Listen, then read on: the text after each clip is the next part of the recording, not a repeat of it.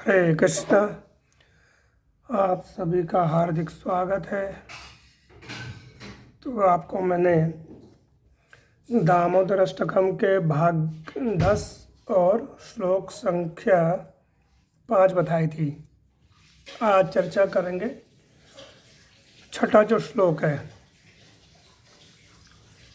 तो सत्यव्रत मुनि कह रहे हैं, नमो देव दामोदर अनंत विष्णु प्रसीद प्रभो दुख जालाब्धि मग्नम कृपा दृष्टि वृष्ट्याति दीनम बतानु ग्रहणेश मामज्ञय दीक्ष दृश्य।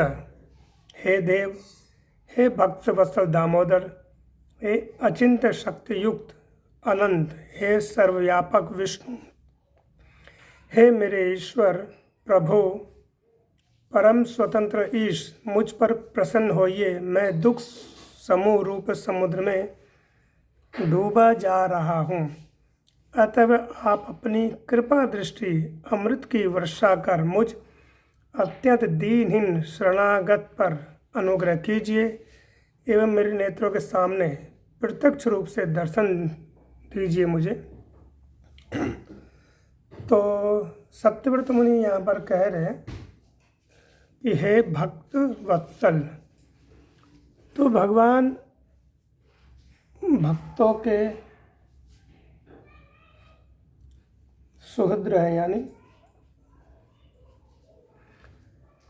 और दामोदर, तो दामोदर के विषय में मैंने बता ही दिया कि दामोदर का अर्थ क्या है। विष्णु का अर्थ होता है सर्वव्यापक, यानी कि जो हर जगह व्याप्त हो। कण कण में भगवान का वास होता है। और जैसे हम सोचते हैं कि विष्णु का अर्थ यानी चतुर्भुज रूपधारी भगवान विष्णु, शंख चक्र गदा पद्म आदि, लेकिन कृष्ण को भी विष्णु कहा जाता है। विष्णु का अर्थ है जो हर जगह व्याप्त है, वो है विष्णु। मेरे ईश्वर, हे परम स्वतंत्र ईश। परम स्वतंत्र ईश का अर्थ है कि भगवान कृष्ण किसी के नियंत्रण में नहीं है, सब उनके नियंत्रण में है। जैसे भागवतम में कहा गया है कि एते चांस कला पुंसा मृणांतिम युगम युगम कृष्ण अस्तु भगवान स्वयं। तो कृष्ण अस्तु भगवान स्वयं क्यों? क्योंकि हर युग में विष्णु लीलाएं करते हैं, यानी जो भगवान विष्णु है वह लीला करते हैं। लेकिन कृष्ण केवल एक विशेष युग में ही आते हैं, कृष्ण हर युग में नहीं आते।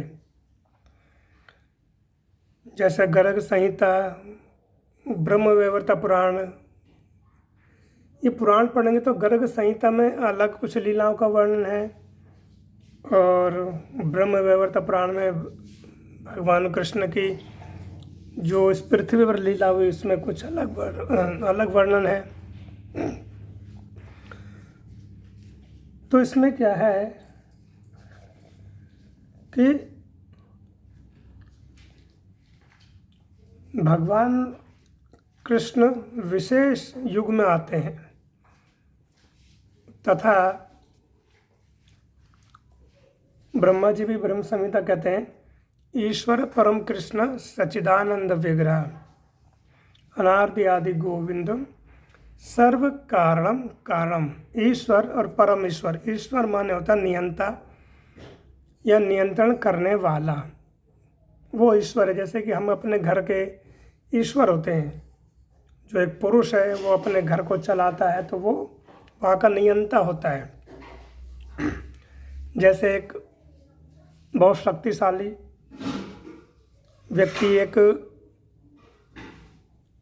स्थान का वह नियंता हो सकता है, लेकिन वो ये कहे कि पूरे भारत का मैं नियंता हूँ, तो ऐसा नहीं है। उससे बड़े मुख्यमंत्री से बड़ा प्रधानमंत्री होता है, लेकिन प्रधानमंत्री भी ये नहीं कह सकते कि पूरे विश्व को मैं चला रहा हूँ, ऐसा नहीं है। तो यहाँ पर क्या है कि कुछ कमी हो गई। लेकिन कृष्ण ऐसा नहीं है। कृष्ण ईश्वरों के भी ईश्वर हैं। जितने भी हम देखते हैं, शिव, ब्रह्मा आदि, इंद्र आदि सभी देवी देवता, इनसे ऊपर हैं भगवान विष्णु, और विष्णु से भी ऊपर है या सर्वश्रेष्ठ है कृष्ण।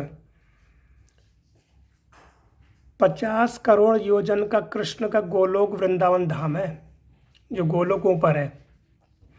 एक योजन में 8 करोड़ और 8 किलोमीटर की दूरी होती है एक योजन में, या ऐसे समझे कि एक जो 8 किलोमीटर है वो एक योजन होता है। तो ऐसे 50 करोड़ योजन का कृष्ण का गोकुल धाम है। और उससे नीचे है फिर वैकुंठ लोक, और वैकुंठ लोक से नीचे है फिर शिव धाम। ब्रह्म वैवर्त पुराण में इसकी व्याख्या करी गई कि कितने किलोमीटर की दूरी पर कौन कौन सा धाम है। तो इसलिए सत्यव्रत मुनि यह कह रहे हैं कि हे परम ईश परमेश्वर, और ब्रह्मा जी भी क्या करें कि ईश्वर परम कृष्ण सच्चिदानंद विग्रह, यानी ईश्वर तो सभी हैं लेकिन परम ईश्वर कौन है? कृष्ण। साथ में नाम ले रहे हैं कि कृष्ण सच्चिदानंद विग्रह।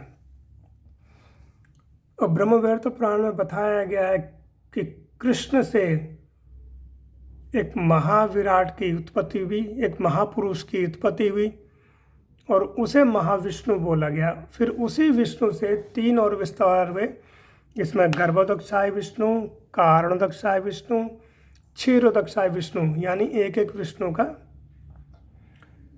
विस्तार हुआ। विष्णु एक नहीं है, अनगिनत ब्रह्मांड है। अनगिनत ब्रह्मांडों में एक एक विष्णु, एक एक शिव और एक एक ब्रह्मा जी हैं, लेकिन कृष्ण केवल एक ही हैं, गोलोक धाम में रहते हैं जो।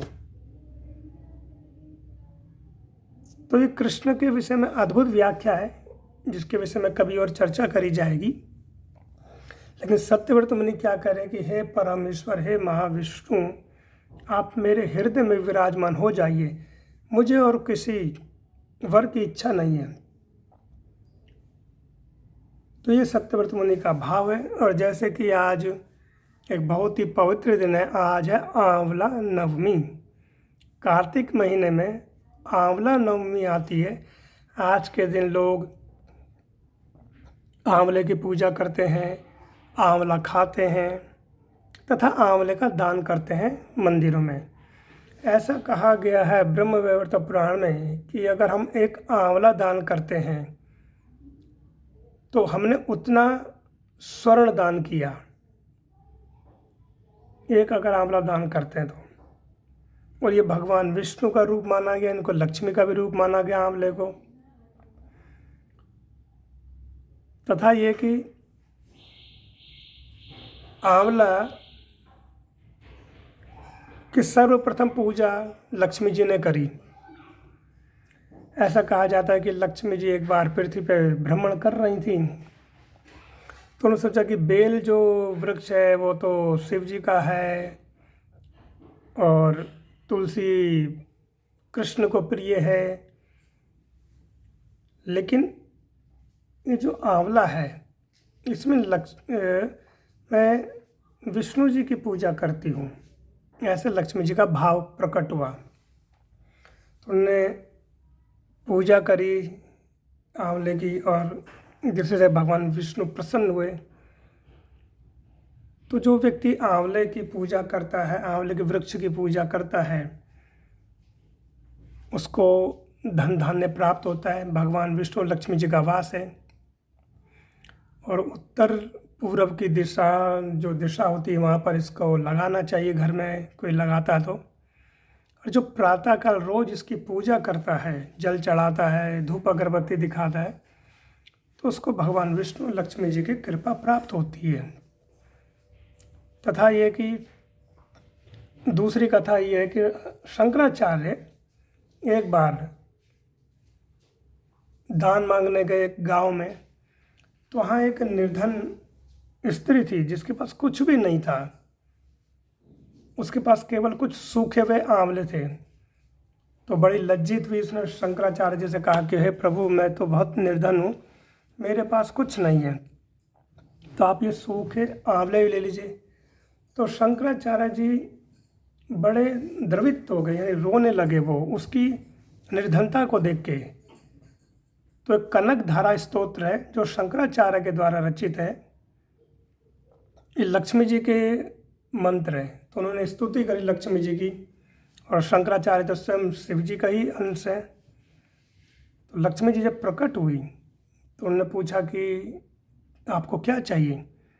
तो बोले, हे माँ, मैं ये चाहता हूँ कि इस स्त्री की निर्धनता आप दूर कर दें। तो लक्ष्मी जी ने कहा कि उसने पूर्व जन्म में कोई भी तप, दान, कोई तपस्या, भगवान का भजन कुछ नहीं किया, ना ही कुछ ने दान किया, इसलिए यह निर्धन है। तो शंकराचार्य जी ने कहा कि इसने इस समय तो दान किया है ना, इस जीवन में तो दान किया, तो मेरी प्रार्थना है।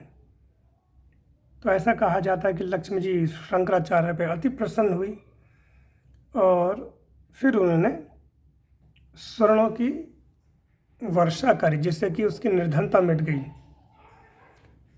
तो आज के दिन हमें आंवले का दान करना चाहिए और आंवला का सेवन भी करना चाहिए। आंवला तो कई प्रकार के हमें लाभ देता है।